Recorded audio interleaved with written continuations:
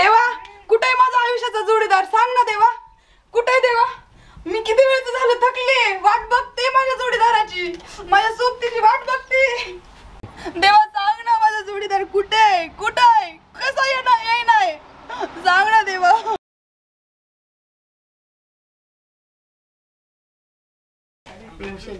मावली काय चला जाऊ जेव्हा मला देवाच्या पाय पडायचे.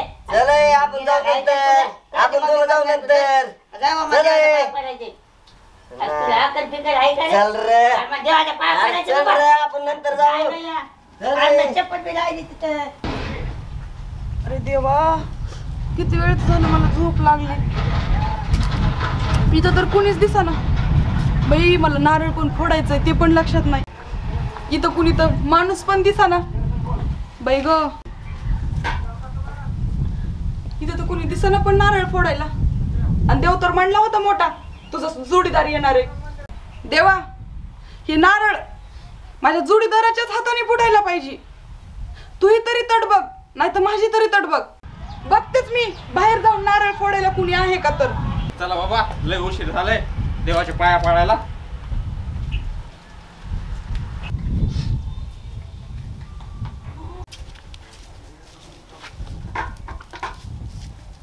कुठंच कुणी दिसा नाही, हे नारळ तरी कुणाकडून फोडून घेऊ बाई. आई गं.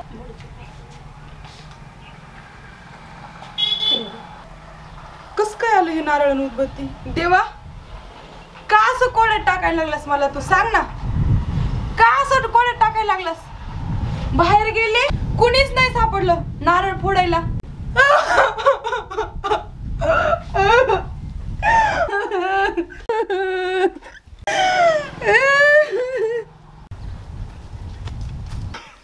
पाणी पाणी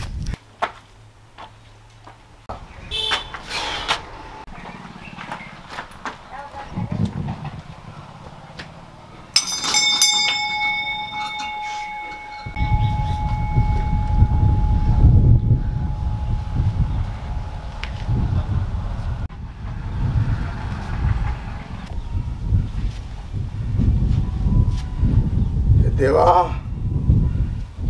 जो माझा दुश्मन असेल त्याला मीच बघणार, पण साथ तुझी पाहिजे, तुझी साथ.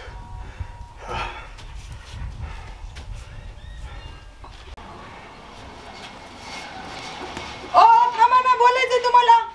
ओ थांबा ना, बोलायचंय मला तुम्हाला. मला? हो काय? तुम्हालाच बोलायचंय.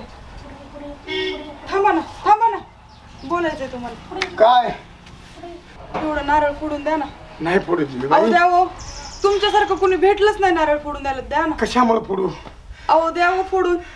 नाही तसं फोड. एवढं द्या हो.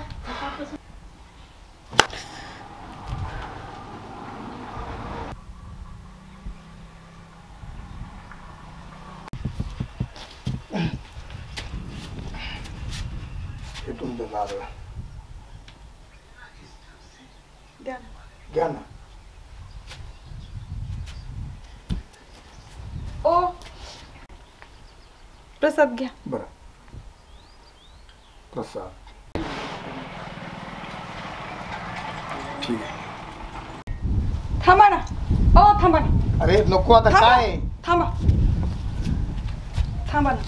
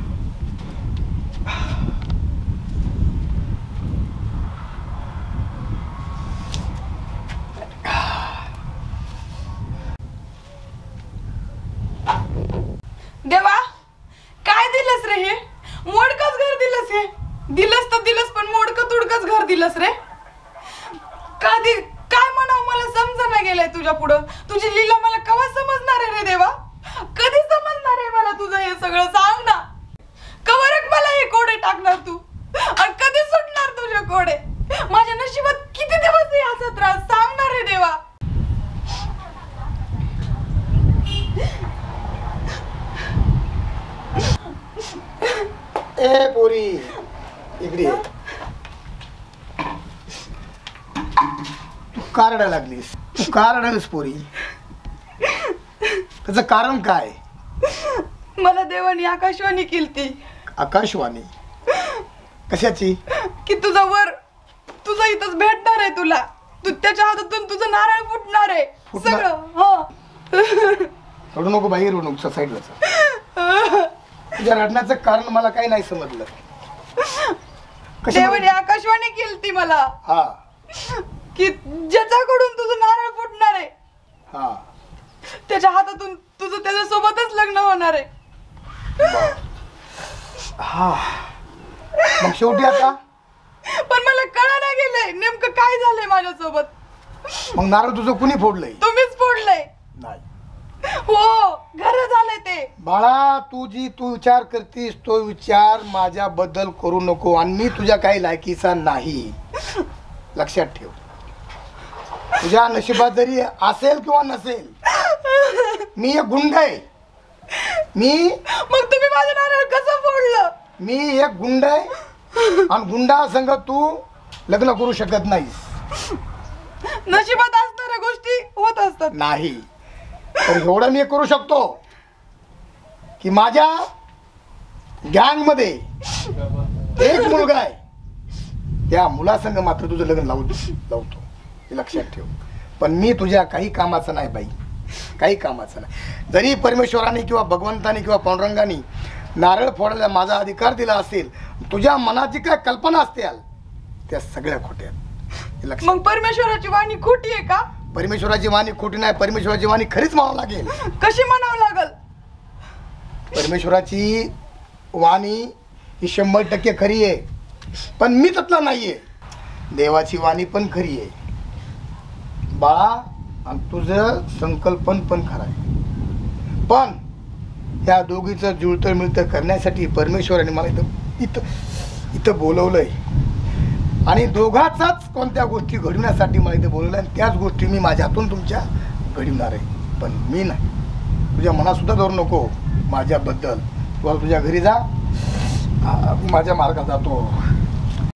देवा, हे अजून कोडच लावलंच करे तू. कोड्यावर कोडे, माझ्या जीवनात कोडे तरी किती आहेत ना अजून.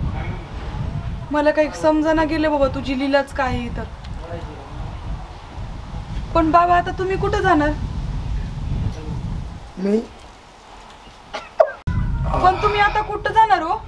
अरे बाळा, तू मला विचारू नकोस, आणि त्या विचारण्याचा प्रश्न माझ्याकडे नाही. मी कुठं राहतो, काय करतो आणि काय नाही याचं बाळा तू मला विचारू नको. पण तुझ्याच गोष्टी आहेत. तू आता काय कर, तू घरी जा, मी पण माझ्या मार्गाने जातो. आणि ज्या टायमाला योग येईल त्या टायमाला माझ्या हातून गोष्टी घडत्या, चांगल्या घडत्या, वाईट. ठीक आहे? आला होता तो पण गेला. नशिबातच नाही माझ्या काही आता.